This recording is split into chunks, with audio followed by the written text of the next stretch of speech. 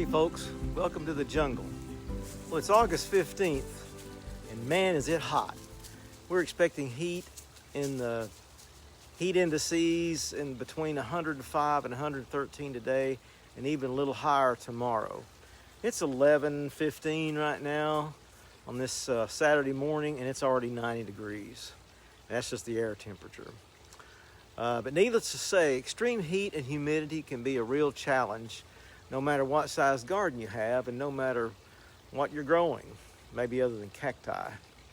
So we're going to take a look at some tips that I have discovered over the years to help out during times like this, because this won't last forever. Before we get into that, take a quick look at this video I shot a few days ago out in the vegetable garden. Just give you an idea of what kind of effect the heat can have on the vegetables. Well, this is what extreme heat can do to your garden. And we're going to talk about that a little bit. Let me get where I've got some, looks like I've got some lima beans coming on. See that in there? Squash. Ooh, missed a couple there. Tell you, I love these. I think it's Rise and Shine variety. Just a beautiful fruit.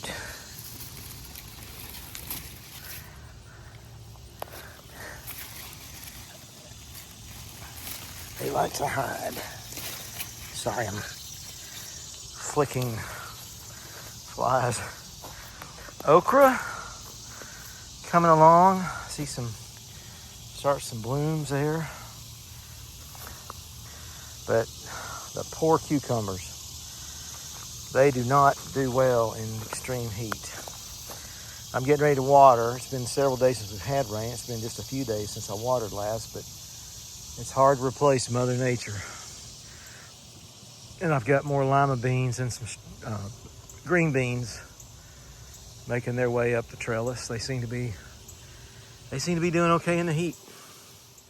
Okay, let's start out what you do for your plants. First of all, you want to make sure that you water the roots deeply and probably less often than just a daily sprinkle. It's better to get that deep-rooted watering rather than having just, the surface once a day. And whether or not do you water in the AM or the PM? Well, this varies. Really, according to your schedule, it's what you can do. The thing is that you don't water just to water. Water when it needs it. That's what you want to get on a schedule like that. And that's all going to depend on the weather.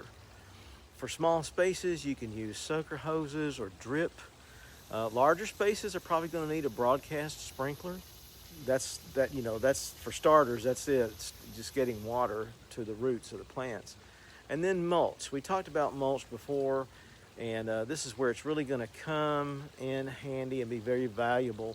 That's going to help keep your roots cool. It's going to retain moisture in the soil. It controls competitive weeds and so many other benefits.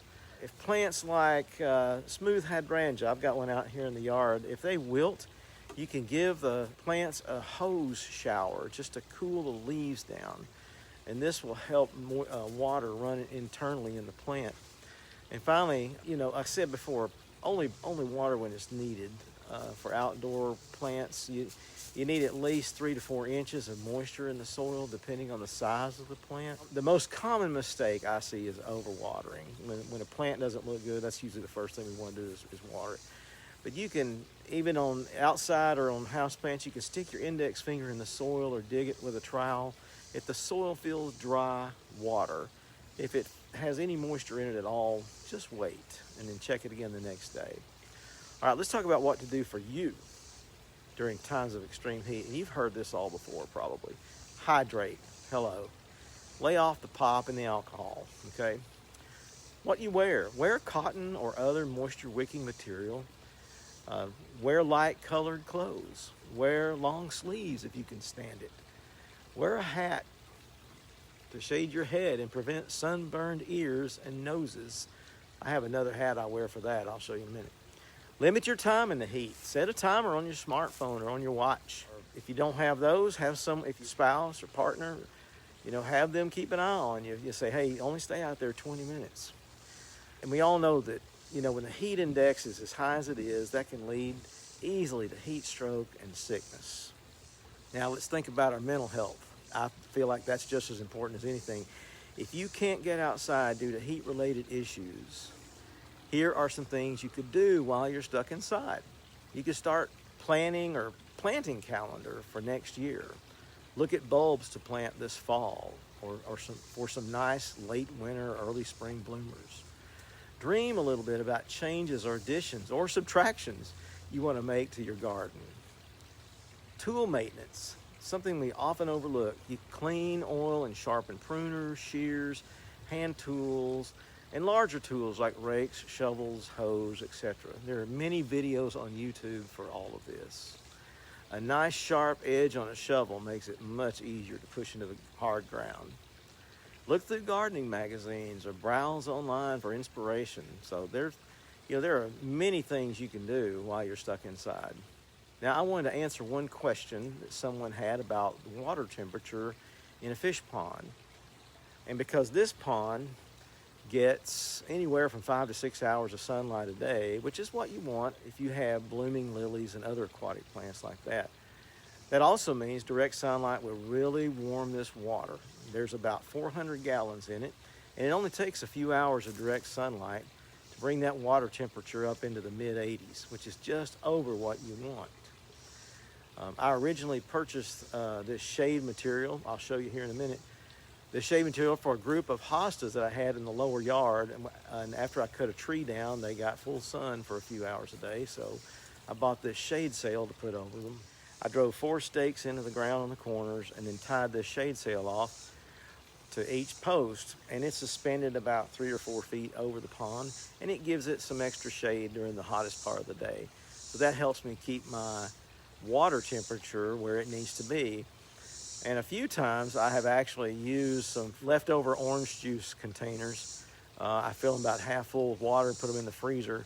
I've got 3 or 4 of them, and I will toss those into the upper portion of the pond where the creek and waterfall are. And that will bring the temperature down maybe a degree or 2 in very extreme conditions.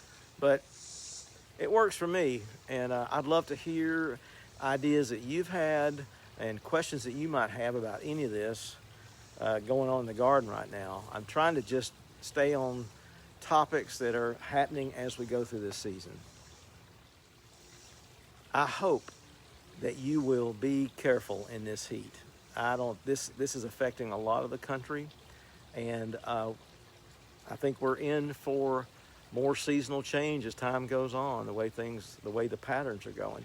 So just take care of yourself, and remember that most of these things out here will come back in the next season, but you may not.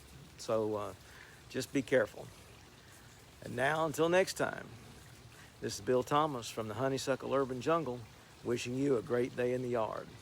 Stay cool.